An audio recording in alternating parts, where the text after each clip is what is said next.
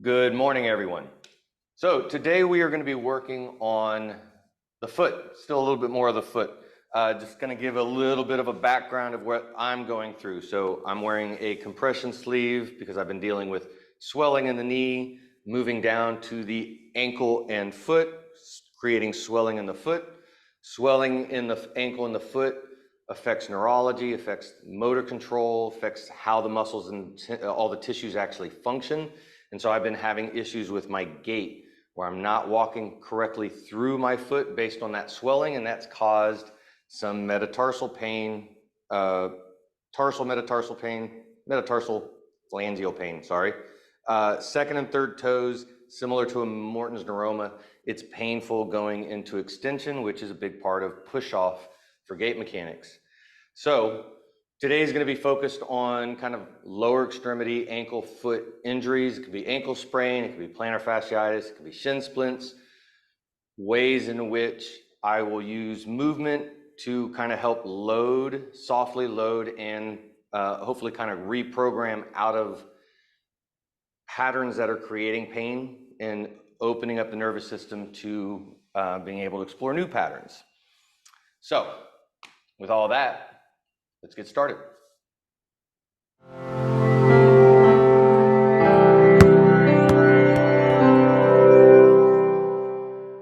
So we're going to start on our back, and I just want to kind of explore gait through baby rolls, noticing if there's any, really kind of paying attention to the spine, low back, hips, shoulders, bringing arms up. I'm going to bring my arms up, making kind of a nice big Y, allowing the elbows to just softly relax on the floor. Before we do anything, I want to take some nice deep breaths in through the nose, full inhale, filling up that abdominal space, full exhale, drawing navel into spine. And get 2 or 3 nice big breaths. All the way in, full exhale all the way out. And on the next inhale, as we exhale, we're going to take our hand reaching across the body. Head is allowed to lift up off the floor. Shoulder is allowed to reach. I'm reaching across the body as far as I can comfortably without going into pain and without my foot lifting up off the floor, without either foot. I don't want same side foot to lift up. I don't want that opposite side to lift up. Once we get to our full reach, nice inhale. Exhale, reach a little further. As you inhale, we're coming back to center. Exhale, going across to the other side. Starting off, I kind of want to go slow and small to make sure that there is not pain. And I want to focus on our breath. Nice inhale as we come to center. Exhale as we reach across. And I want to make sure that as I reach and I'm exhaling, that I'm not holding breath, tensing breath, that it's a nice, smooth, open exhale all the way through. If you feel that there's a little bit of a tension area where there's a breath hold, that might be a good spot to kind of slow down, breathe, take an extra breath, an extra exhale, to see if you can kind of smooth that particular area out of your baby roll stretch. And as we're getting into it a few more times, make sure that you check into your heel to make sure that you're not pushing and you're not actively lifting the hip. See if you can allow gravity to reach, allow that hip to drop back down towards the floor, and even counter reach through the toes to see how far from fingertip to toe tip you can get without pain and strain or without holding your breath. And notice, where do you feel tightness, tension that is different on the left side compared to the right side? Then we'll come back to center and we're going to do the same thing, but reaching from our legs. Bringing our leg up, reaching across on the exhale. I want to see how far I can reach without pain in the back or the spine, and without my hand lifting up off the floor. I want to at least keep some contact with the back of my palm, maybe just my fingers. The shoulder is allowed to lift up off the floor as you reach across. Again, nice smooth exhale, noticing any particular points in that range of motion where there's a tendency to hold breath. Comparing how does this feel as you reach across the right side related to how it feels really reaching across the right.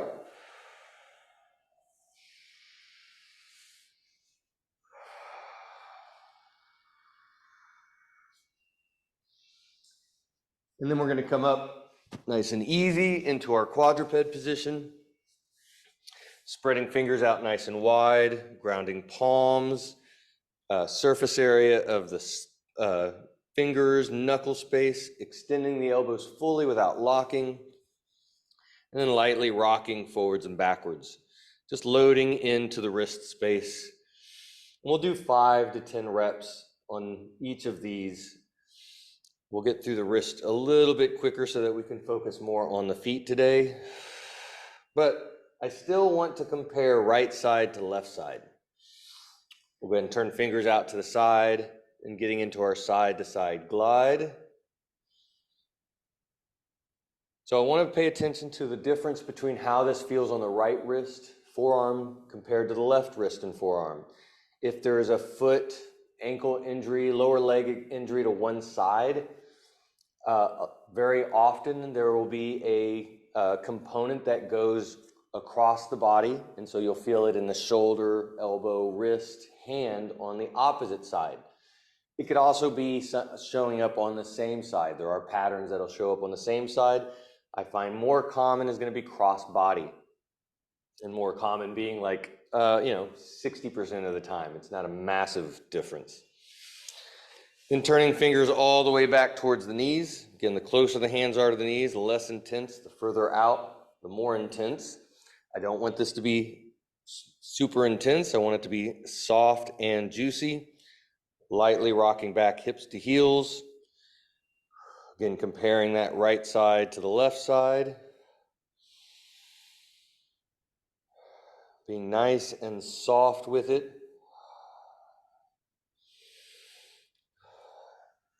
And then we'll flip our wrists over to the back side of the wrist, allowing the elbows to bend a little bit and pressing elbows out. I want to pay attention to this elbow space first. Do you feel a light stretch on one or both elbows? Is one side more intense? That's again going to be a part of what you're feeling on one side wrist. If you can get elbows fully extended, then we can slightly rock back hips to heels. Again, I want to stay light, not intense on this, in that nice kind of juicy space. And we'll roll the wrists out just a little bit, getting some flow back into them. We're going to come right back into our quadruped. Now we're going to tuck our toes. Now this is where I have sensitivity in my right foot compared to my left foot.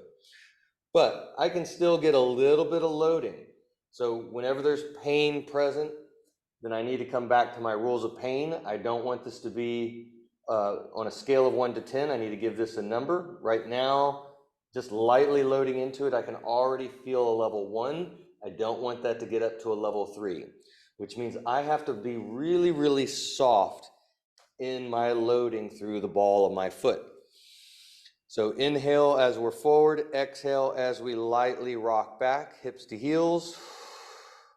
And then on the inhale, coming right back forward.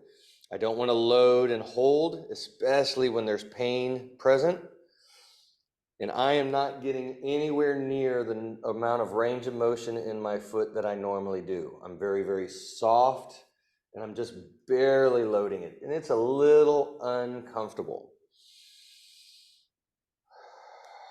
And then we're gonna roll our heels all the way out so it's more the pinky toes that are tucked underneath. And doing the same thing. Inhale forward, Exhale, lightly rocking back hips to heels.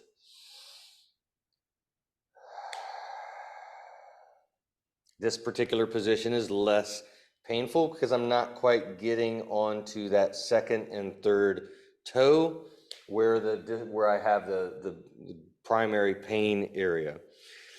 And then, without getting too deep into our hips, but being a little bit lightly loaded, not so deep that it's going to be painful, we're going to do our windshield wipers, letting the heels roll out and all the way in as if you're trying to touch, and then all the way back out again.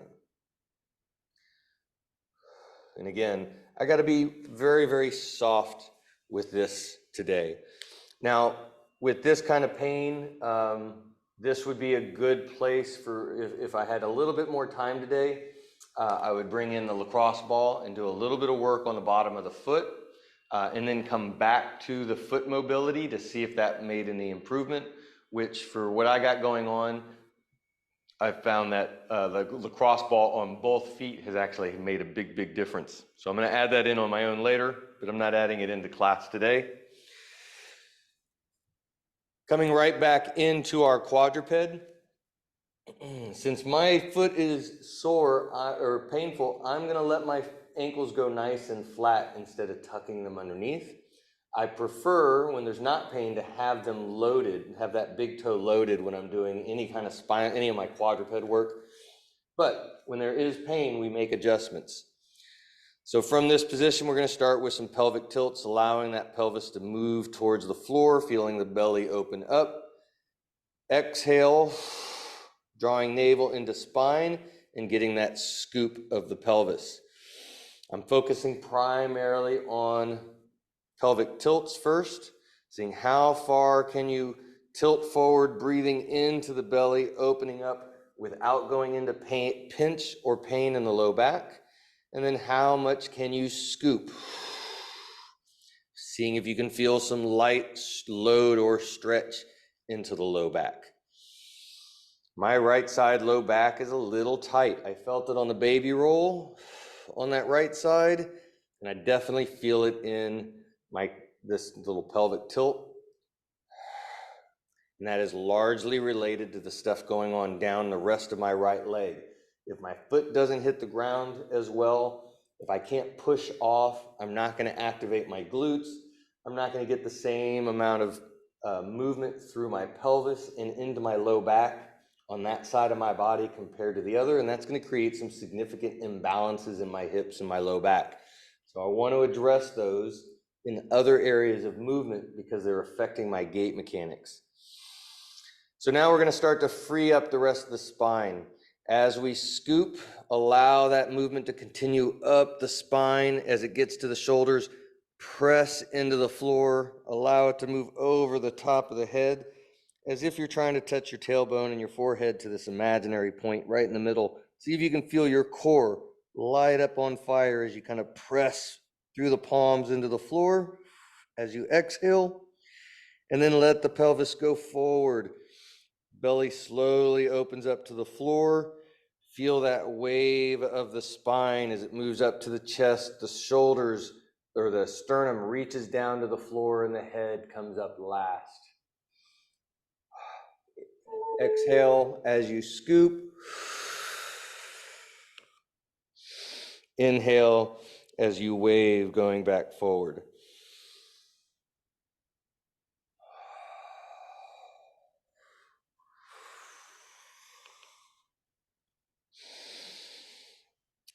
And as you're continuing to move through this, see if you can feel that nice, long, continuous stretch from the base of the pelvis or the sacrum all the way to the base of the skull.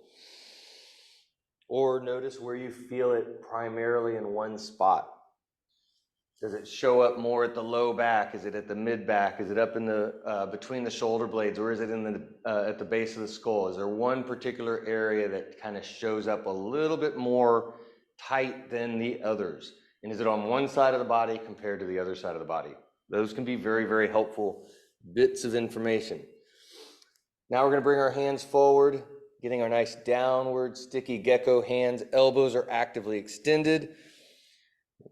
As we drop down, actually first I want to get a little bit of a scoop in the pelvis in order to have our core kind of engaged and to keep our ribs down, and we're dropping chest down to the floor. I want to avoid letting this rib flare where I let my rib drop down. So I'm keeping that scoop in order to keep my core engaged so that the focus is more at the shoulders themselves, kind of feeling into the elbow pit area. Inhale as we come back up. Feel those hands spread out and ground on the floor as we reach back down. Exhale as you drop. Inhale as you come back forward. With each one, we're seeing if we can sink a little deeper. And just like with the wrist mobility, I want to notice if there's a difference on the right shoulder compared to the left shoulder, so that I can be aware of anything that might be related to from my foot all the way up into my shoulders. Is it on the same side or is it on the opposite side? On the next one, as we're dropping down, we're going to stay down. And from here, I want to get my push-pull. I want to reach my hands forward, which actually pushes my hips back so that my shoulder blades slide up towards my ears. And then I want to pull, feeling my head shift forward and the shoulder blades slide down my back towards my hips. The only thing that is moving is the shoulder blades as they slide up and down. I want to keep the spine nice and long. I don't want to drop the head. I don't want to bend my elbows. I want to keep them actively straight, and I'm actively pressing down. How do those shoulder blades feel sliding up and down the rib cage? Is there a difference between the right side and the left side? And then we'll come up and out of it, kind of shake the arms out a little bit, and we're going to get into our shin box. So we're going to go through our full shin box series. Anytime there's a gait issue, especially lower body gait issue, shin box is going to be, it's one of my primary movements to get to. And I want to get through all of them because I want to move my hips and my spine in as many interesting ways as possible in order to, one, notice where I don't move well, and two, try to improve moving better in those places, especially balancing them out from one side of the body to the other. So from shin box, knee that is forward, that hand is coming down right beside the hip. We're going to spiral that elbow pit out, feeling the shoulder blade kind of pack down, lifting the sternum. And I just want to be nice and grounded through that palm in order to kind of keep my upper body stiff and still. And we're going to focus on that back leg first.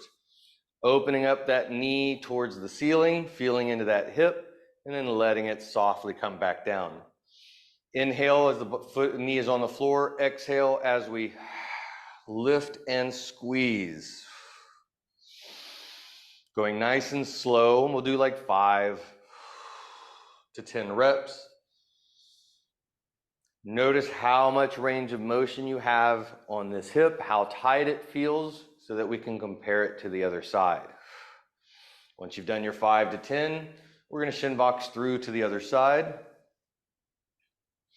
Doing the same thing, grounding palm, spiraling elbow out, feeling that shoulder pack down and back, lifting up from the sternum, focusing on that back knee, opening it up. Right off the bat, you may notice that one hip is tighter than the other. My left hip is tighter than my right hip, which is interesting considering that my right leg is the one that's dealing with all the pain and injury issues. 5 knee surgeries, swelling, now I got a foot pain issue. But I got lots of mobility on the right side. My stiffness is on the left side. And this is important because it's easy to focus on the side that hurts as where the problems are coming from. We've got to recognize that any kind of pain pattern is a full body issue, and sometimes it's the opposite side that is compensating, that might be creating some of the pain problems that you're having on the other side. So I want to assess the whole body. It's the reason I always go through a full body movement pattern practice in order to assess. After we get our 5 to 10 on that side, we're going to bring it all the way back across. And now we're going to get into our anterior hip. I want to feel into the front of the hip here. Grounded, loaded, spiral elbow, lifted sternum. And I'm pushing through my inside of the knee where my knee is in contact with the floor and pivoting off that in order to shift my hip bone forward. I don't want to rotate through my chest. I'm not rotating and turning my head or my sternum. I want to kind of keep my sternum pointed in the same direction and only reach that hip bone forward. See if you can feel some light stretch through the front of the hip. Inhale as we let it drop. Exhale as you extend that hip out. Notice how it feels. How much range of motion do you have? What does it look like on this side? And then we'll come across to the other side and we'll do the same thing. Round palm, spiraled elbow, lifting sternum, pivoting through that back knee in order to move that hip bone forward. Inhale as we drop back, exhale as we reach, squeezing into it. Again, left hip, tighter, more restricted. It's harder. I don't have as much range of motion. So my left hip is more compressed, especially through the front for the anterior compartment of the hip than my right hip is. And that's going to be a big deal because this may be creating some shifts in how I load through my foot on my right side that's creating pain in my foot. Once we get our 5 to 10, we're going to shift all the way back to the other side. And we're going to do that same, spiral elbow, grounded palm. And we're coming right back to that hip extension, pushing that hip bone forward, but now we're adding a reach and rotation. So I want to drive through the knee, extend the hip, and now I'm going to pretend like I got a piece of bread or something, and I want to share it with my buddy over here. And I'm seeing how far can I reach away from my knee as I exhale. Inhale, bringing it all back in, allowing the hip to soften. Exhale, extend that hip into that nice front stretch, and then reach a little further if you can. With each one, I'm seeing how far can I push through that knee, reaching my hip forward, and how far can I get that knee to reach away from my fingertips. Can we feel that stretch go from front of the hip, maybe a little bit into the low back, and even up into the upper shoulder as you reach and extend. And then we'll bring that across and do the same thing on the other side. So again, grounded palm, spiraled elbow, open chest, finding that extended hip first, reaching the hip bone, and now we're sharing bread. Oh, and this side is so much tighter. It's not only I can feel that tension in the front of my left hip, and as I reach and rotate, it's affecting my ability to rotate as far as well. So, there are some significant imbalances in my gait, which I expect based on the pain patterns that I have. I coach basketball. Right now I'm spending 3 hours a day on a basketball court with basketball shoes on, teaching kids how to dribble, drive, shoot, pass. It's a lot of load through my foot, especially since I'm in pain. So these patterns are going to be reinforced every day. I have to do my extra work just to remain functional. Coming back to the other side, now we're going to get into our folds. I'm just going to simply use the knee as the arrow to start with, turning my chest as much as I can towards that knee. I want to see if I can reach my sternum. I'll go this way. Can I reach my sternum through that knee? Can I reach both hands evenly through that knee? Take a nice breath, exhale, and reach a little further. On the inhale, we're going to bring it all the way across to the other side and do the same thing. So turning sternum, square, reaching hands through that knee. Nice inhale, exhale, reach a little further. And we're going to go back and forth on this one. I want to go all the way across to one side. See if I can reach a little further on each one. Nice inhale as we're moving through. Exhale on our reach. Inhale as we come back to center. You can take an extra breath cycle as you transition. And as we're getting into this from one side to the other, start to notice, how does this feel on the left side compared to the right side? I want to start by noticing my glutes. Is there a bigger stretch on the glutes on the right side compared to the left? I also want to pay attention to the back hip. Does the back hip feel tight through the front of this hip space as we fold into our reach? And then the last area I want to pay attention to is the low back and the upper back. Last areas. As you rotate and reach, is one side tighter in the low back or even up into the shoulder area? Now, as we're getting into these, I want to start to change my shin box position and start to open up that back hip a little bit. As I do this, I'm less concerned about the knee as the arrow, and I'm just simply folding where it feels comfortable.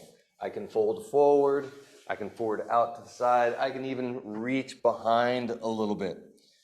This gives, we can have some range in which we explore what feels good and juicy, and still paying attention to the differences on the right side and the left side. As I open up this back left hip, it is significantly more restricted, especially through the adductor space on this hip.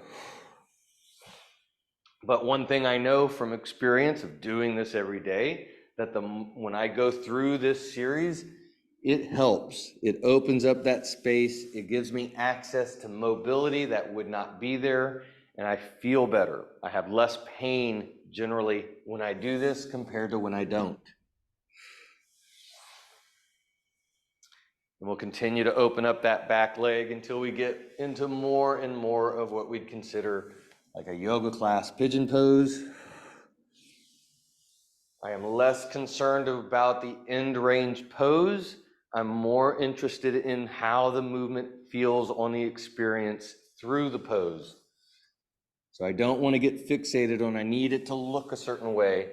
I simply want to feel what's going on in my body as I move from one side to the other, so I can compare and have a good sense of any kind of imbalance. Man, as I'm getting into this, my hips have opened up a considerable amount on both sides. All right, so now we're going to get into our side body reach, because I want to work on my kind of lateral flexion and extension of the spine. So the knee that is forward, are going to bring that same arm up, let it bend so that our fingers are pointing to the wall at our side. And we're going to start by just lifting the elbow up. I want to feel the shoulder blade sliding up and down on the rib cage. Not a whole lot of movement through the rest of the spine. I want to just see if I have some level of elevating shoulder blade, letting it drop. And I want to bring breath into this a little bit. So I want to inhale as I let my elbow drop. I want to exhale, drawing navel into spine as I reach the elbow up. And we're going to start to kind of feel load through that same hip as we reach down through the hip, lifting up through that elbow, seeing if we can get some more length through that side body. And specifically, can you feel this area where between the rib cage and the top of the pelvis? Can you feel some length in that area? We can even apply our breath into that space as we let our elbow drop. I want to inhale and see if we can inflate into this side body. And then as we exhale, drawing navel into spine, we're lengthening, getting reach.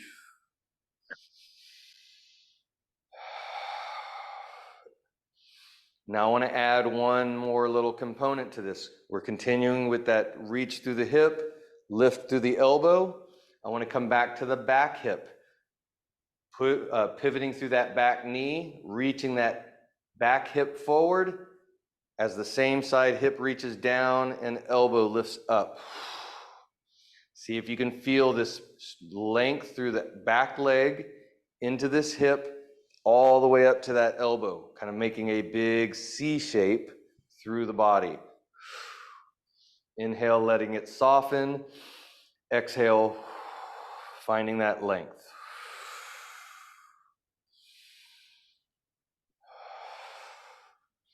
And then we'll shin box through to the other side and doing the same thing.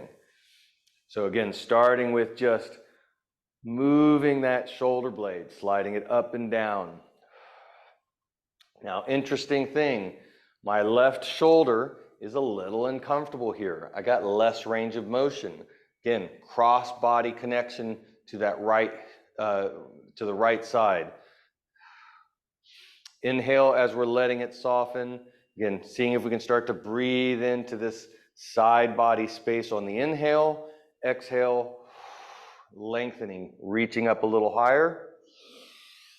And then we're going to add reaching down through that same side hip. I'm just loading down into the hip as I reach up. See if you can feel that length through that space, ribs, between the ribs and the top of the pelvis, top of the side of the pelvis.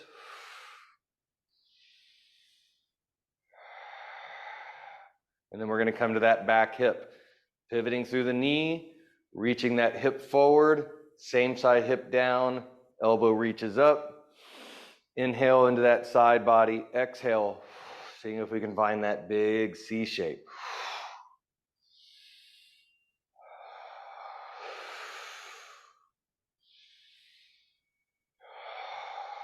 That one feels good. We'll shift back to the other side again. And now I want to work our shin box to knees. This is getting into more get up, loading patterns of can we get up off the floor? Now, with a lower leg injury, I want to assume that maybe the knee or the ankle won't feel very good going from shin box to knees, so we're going to use hands. Got one hand behind my knee, the other hand in front, and I'm just simply guiding my body up to knees, making sure there's no pain, feeling into this nice hip space. We can even kind of get a nice scoop of the hips and feel that nice juicy stretch. And then on the way down, using hands again, making sure there's no pain.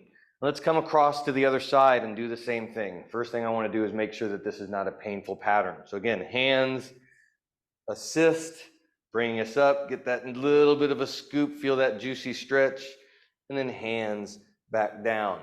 Now, if that's painful to do, if you got any kind of pain there, then I would say skip this move, this part of practice, and contact me.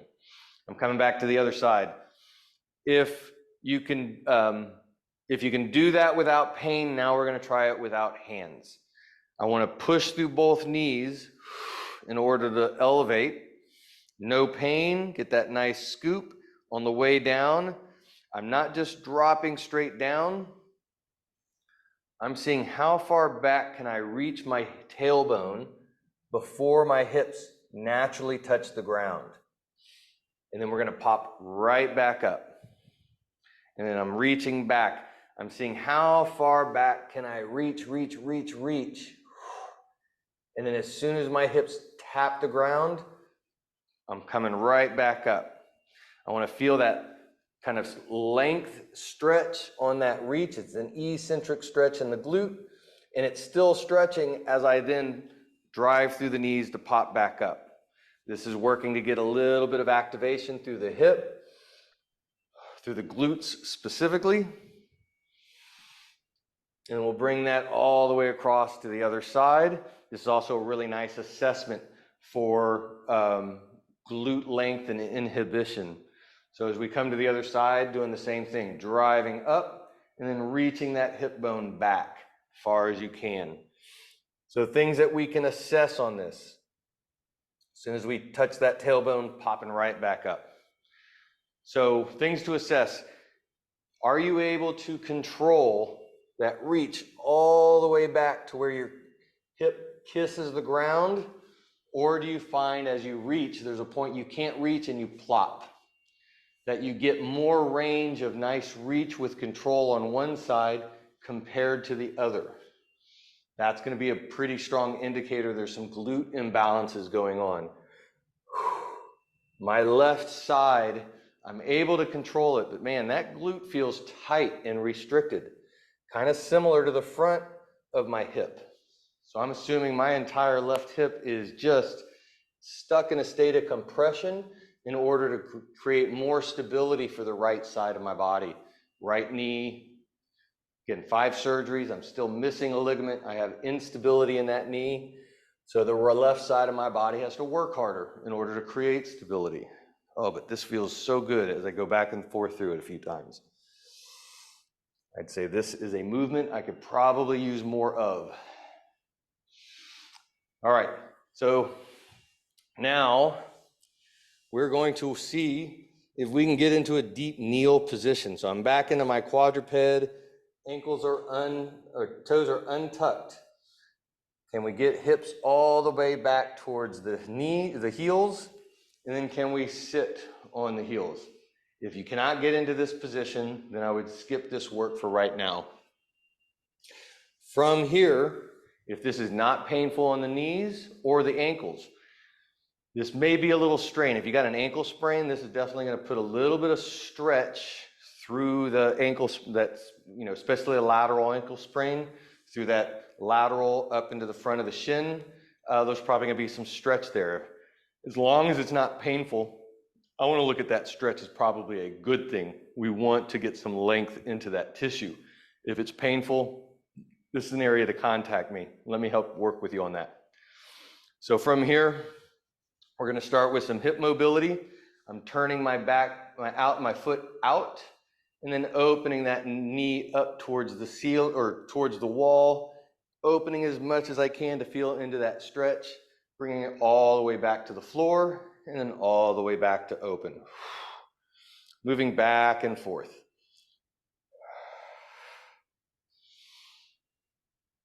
Doing a good 5 or 10 reps. Then we'll bring it across, tuck that foot again, and shift to the other side, doing the same thing.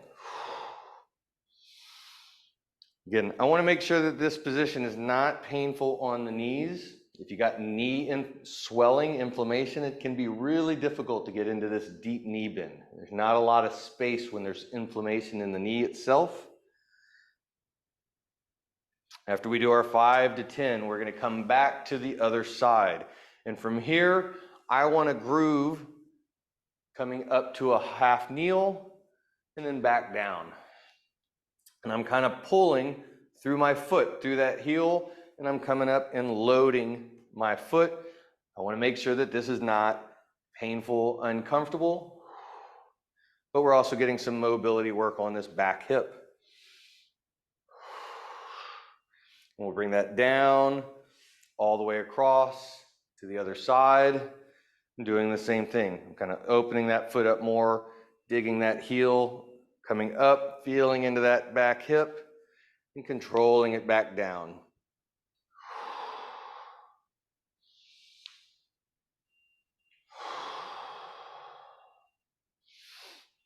With my right knee, this is the knee that generally is a little swollen. I got a little clickiness in it, and it's a little different of a feel. It's not painful. It tells me that this is actually something I probably need to groove a little bit more. We're going to bring it all the way back across to the other side. And now, as we come into that half kneeling, I want to do a little bit of foot mobility from here. So I want to spread the toes nice and wide, grounding the forefoot, and we're going to lightly lift the heel off the floor. I don't want to lift too high. Actually, let's start with doing some presses. So spread toes, grounded foot. I want to press through the ball of the foot, pressing the heel up as high as you comfortably can without pain, and then bringing that heel all the way down and grounding, feeling some load through the heel, and again, pushing down through the forefoot to lift the heel up. Now this is the side that I got some discomfort on, but this doesn't hurt. I'm not taking it into an extreme position. I can feel the sensitivity of the joints that are inflamed, but it's not painful. And I want to apply some level of stress to the area in which I've got pain and discomfort. I don't want to avoid stressing this area because I need this area to be able to function. So it needs some level of stress, but I want to make sure we're not taking it into elevated states of pain. On a scale of 1 to 10, I want to keep it below a 3. We're going to bring that down. Actually, we'll stay on this side. Might as well. So we're still, now we're going to lightly lift the heel off the ground. So I just barely got a little space. I don't want it to be too high. Spreading the knuckles of the foot wide, and I want to feel grounded through the ball of the pinky toe and the ball of the heel, big toe, evenly loaded. And we're going to let the knee kind of start moving side to side. Now, as my knee rotates out, that big toe is going to want to roll off the floor. I don't want to let it. I want to keep my grounded big toe. As my knee turns in, my pinky toe wants to lift up. I'm not going to let it. I'm going to keep this grounded all the way through. I want to feel that good load through the floor. You can even lean into it in order to keep that load. And if you watch your heel and your knee, if you're doing this well, your forefoot will stay grounded on the floor. Your knee, when it turns out, your heel's going to rotate in. As your knee turns in, your heel's going to rotate out. And you can imagine what's happening at your foot is it's like you're wringing out that foot like a washcloth, back and forth. And then we'll bring that down. We're going to shift all the way across to the other side. Coming up. Same thing, spread toes, ground the forefoot, pressing through the ball of the foot to drive the heel up towards the ceiling. And then bringing it back towards the floor and moving back and forth on that a few times, kind of really feeling into that foot. How does this side feel compared to the other side? You can even lean into it just to add a little bit more load like we did on the other side. And after about 5 to 10 of those, kind of spread the toes out again, barely lift the heel off the floor, and we're going to get into our rotating the knee, wagging it in and out. And as you're doing this, notice if it's harder to keep your ball of your foot grounded on this side. Are you able to move that knee the same amount without your big toe lifting or without the pinky toe lifting? Or does one side feel easier or harder to maintain? When I rotate inward, it's easy to keep my pinky toe grounded. But when I rotate out, my big toe wants to lift. I can feel I got to work a little harder to keep that big toe grounded, especially compared to my right side. Again, right side is a side that's painful, but I'm noticing all these tension patterns that are greater on the left side, which means I need to make sure I'm focusing a lot of my therapeutics on my left side as well as my right side, not just to be focused on the right. All right. So now we're going to bring this all the way up into standing. We're going to go through our 6 walks and then finish with our balance clock. So 6 walks, I'm looking at doing some interesting loading patterns, especially with 6 walks is one of the most powerful movements that you can do. If you got weak ankles, you roll your ankles easily, you have any other kind of foot pathology like plantar fasciitis, shin splints, things like that, this is one of the most powerful movements that you can add in, movement series that you can add into your daily work. So first one is, I'm gonna go through 3 progressions of each movement from beginner. So if there's lots of pain, I wanna stay at the beginning stage. Intermediate, where you have some more capacity to load without pain, but you're not quite there yet. And then more the advanced level, where there is no pain and you're trying to really generate good stability through the ankle, willing to like bulletproof the ankles, so to speak. So starting out, I want to load the ball of the big toe. I got the ball of the pinky toe off the floor and my heel is off the floor. The only thing touching the ground is the ball of the big toe and the big toe itself. My knee is tracking inward. I'm kind of stepping off to the side. I want to load into it and then unload. Light load and unload.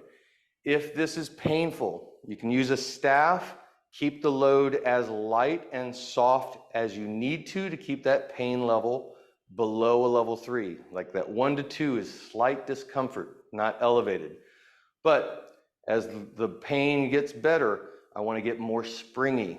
I want to see if we can pop off of it. Load and unload. Again, that knee is tracking inward as we go back and forth. And we're going to do the same thing on the other foot.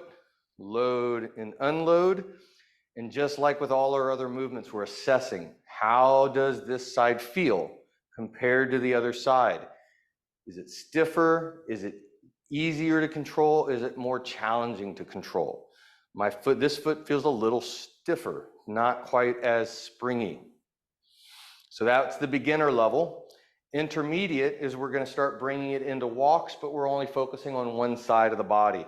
So I'm going to step, loading into the ball of the foot, keeping that pressure, and then just normal walk on the other side.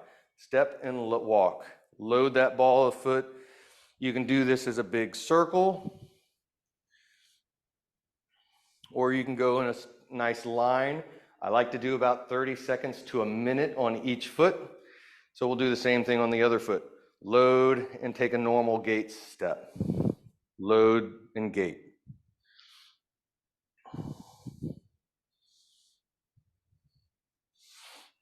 And then the advanced version of this will be loading both sides. I'm just walking on the ball of the big toe.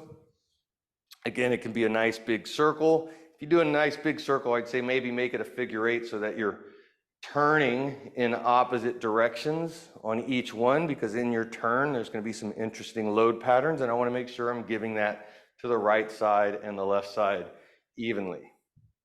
All right, so that's number 1. We got 6 or 5 more. Now we're loading the outside of the ball of the pinky toe. Ball of the big toe is off the floor, heel is still off the floor. I'm still stepping out to the side for my beginner level. Knee is tracking outward.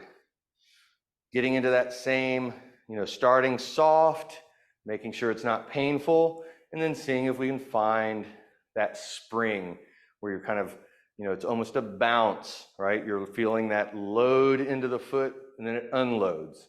Loads and unloads. A little bit of what we're doing here is we're trying to bring tension back into the springs of the foot. Same thing on the other side. Load and unload. Notice the difference on this side compared to the other side. Does it feel easier or harder? Again, I want to start soft if there's pain, and then slowly add more load as it feels comfortable, especially if there's an ankle sprain. This position, I don't want to put myself into a position where I'm likely to roll it again. And then getting into our intermediate, loading one side, walking through it, normal gait on the other side. Again, we can make a big figure 8, just walk a straight line down and back. I like, if you got 10 feet, use that 10 feet. If you only got a small mat, then just make as much use of that space as you can. Doing the same thing on the other foot. Load and unload. Again, I cannot stress enough how much this particular movement series is helpful for lower leg injuries. And then the last one for this, or the advanced, is walking on both together. Again, I'm just on the outside ball of the foot. It might feel a little odd and strange. Notice how it feels walking through the right side compared to the left side. Again, my left side is the side that is giving me more feedback, even though the pain I have is on the ball of the on the right side. All right, so now we're going to come to the outside blade of the foot. So I'm rolling my entire foot. Actually, I want to start on the inside. I'm rolling my foot all the way internal. Notice how my knee turns in. My heel is on the ground and the ball of my big toe is on the ground. I'm loading the entire inside edge of the foot. I'm still stepping to the side, allowing that knee to track inward and then pressing out. Load and unload. load and unload. It's okay if the ball of the big toe touches the floor first, but I want to bring the heel all the way in and then unload through the ball of the foot. Notice if there's any discomfort in the knee. I want to be sensitive to any knee stuff going on here. And then doing the same thing on the other side. Good. Again, we want to kind of compare one side to the other. And then we'll get into our intermediate, which is loading one side, normal gait on the other. Even as I'm walking, I'm still allowing that knee to track internally ever so slightly, making sure it's not painful. And then same thing on the other side, making sure that we're working balance through both sides of the body. And then advanced is both sides loaded together, both knees tracking inward.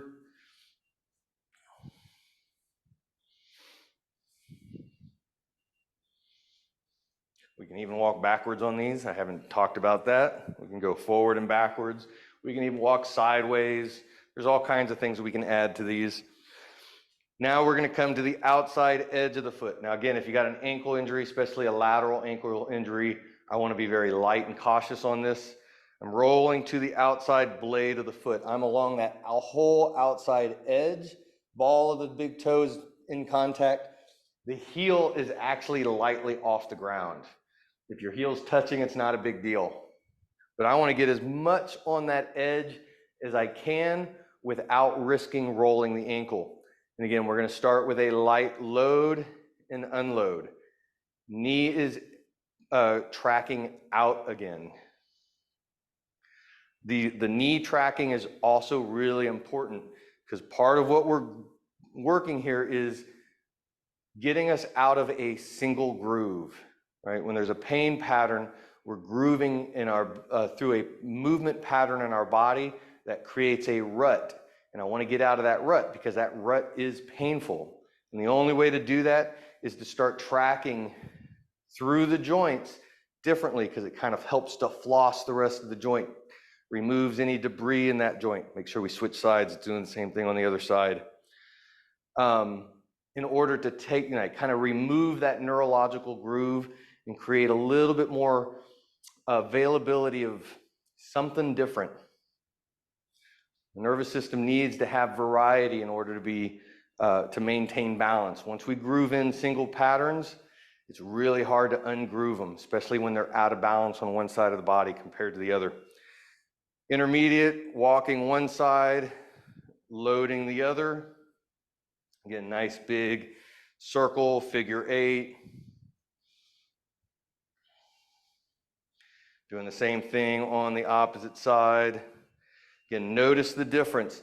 This one is a great one to notice the difference because if one side feels tenser and tighter, that side is probably at a greater risk for an ankle sprain or an ankle roll.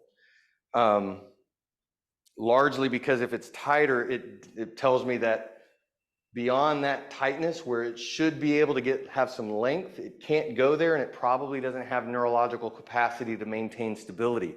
So if you were to go just a little bit further, you'd probably find that there's no stability and you're going to get a good ankle roll. If you're playing basketball or some kind of sports where your tendency is to come down on someone's foot, I want to know that I can support that position and have some stability to prevent my ankle from completely rolling. Advanced is going to be walking on both together. And this one can take a while, especially with ankle injuries. But it's also incredibly valuable to get into these positions, into these spaces, because a lot of what we're doing is neurologically stimulating, stressing those ligaments so that they become more dynamically stable. So that if we find ourselves in one of these positions, our bodies are better able to prevent a major blowout. So now we're going to get on the heels, the last two. Loading, we're going to load the outside heel. So I'm stepping out and allowing the knee to track in. And again, I'm loading and unloading. Now the heel doesn't feel quite as springy as the forefoot, but I still want to see if I can kind of feel that springy nature of the foot. Load and unload. And then same thing on the other side. My entire ball of my foot is not touching the floor. Only the inside edge of the heel. And again, knee is tracking in. And then we can bring that into our intermediate walk, normal gait on one side. Same thing on the other side.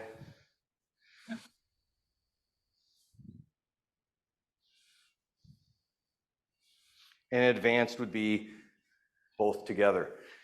Fun thing about walking on the heels is for a lot of people, we'll tend to find kind of like the rest of the body wants to start to contort, which can be kind of interesting because we might see some of the interesting fascial patterns that might show up in the body.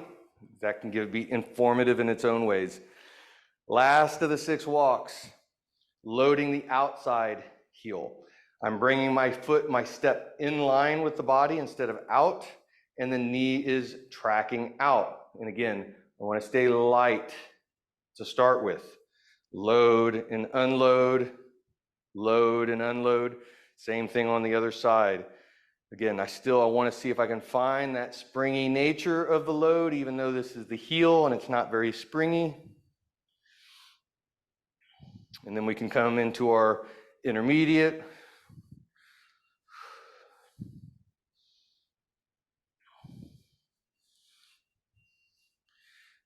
Doing the same thing on the other side.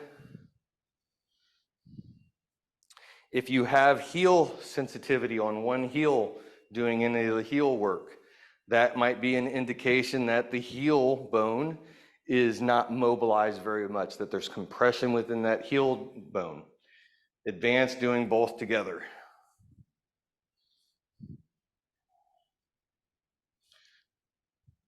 So I want to pay attention to anything like, especially sensitivity, if it feels like it's bruised on the heel doing this, that's going to be something interesting and important to pay attention to as well. All right, so last thing we're going to do for all this, I want to bring it back into balance using our balance clock. So imagining that we're standing in the middle of a circle, spreading toes. I want to be grounded through the tripod. So I want ball of the big toe, ball of pinky toe, and heel well grounded. I don't want to be moving from bipod to bipod. So if you find that your foot is wobbling a whole lot, start with a staff, something that you can use for a little bit of extra balance. And make sure that you're not reaching too far. So from here, we're on a circle, and I want to see if I can how far I can push the edge of that circle out in all directions. And with each one, as I reach, I want to get back to standing nice and tall, grounded. I don't want to lose my tripod on any point of the range of motion. As I'm reaching, I got a good tripod, and as I come back, if I lose my tripod and bring my foot down, it means we're reaching too far. Make it smaller where you have good control.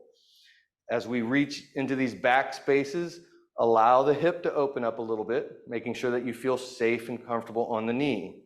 As we reach back across, again, I'm opening up and I'm reaching. We can start small with our circle and slowly see if you can build length into it. How far can you really reach and extend the toes out, pushing the edge of that circle in all directions. I want to reach. Oh, I lost my balance. Especially this back one here.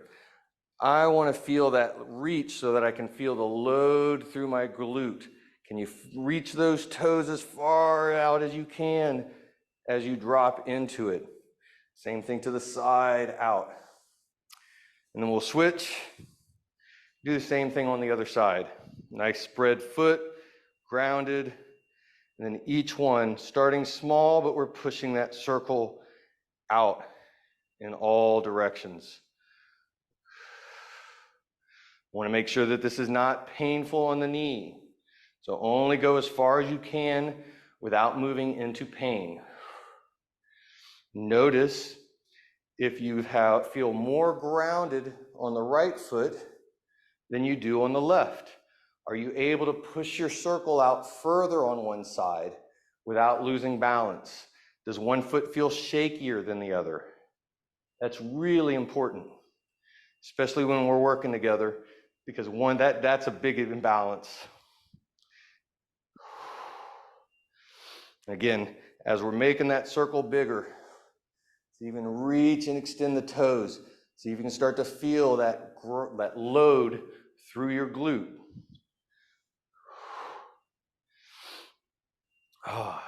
And that one's a good one to do 2 or 3 times in a row, going back and forth. So now we're going to come down to the floor, getting into a nice comfortable seated position. And go ahead and close your eyes. Take a nice deep breath in through the nose, filling up that abdominal space. Exhale out through the mouth, drawing navel all the way to spine. Nice full breaths. Breathe in as big as you can. And full exhale. As much as you can. Full expression of that breath. Right back into inhale. Notice as you inhale, belly opens up, chest rises, spine gets tall.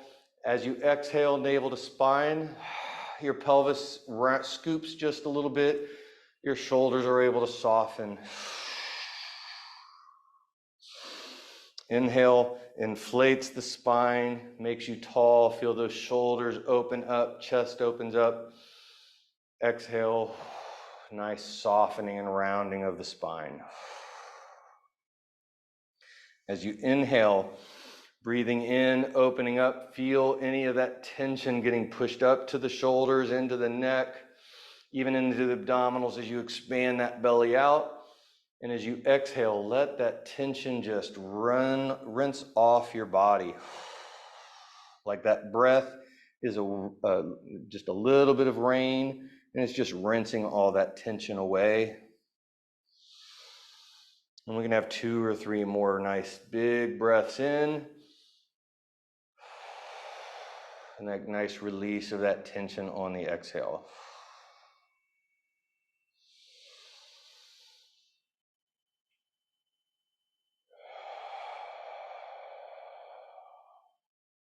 And when you're ready, go ahead and open your eyes.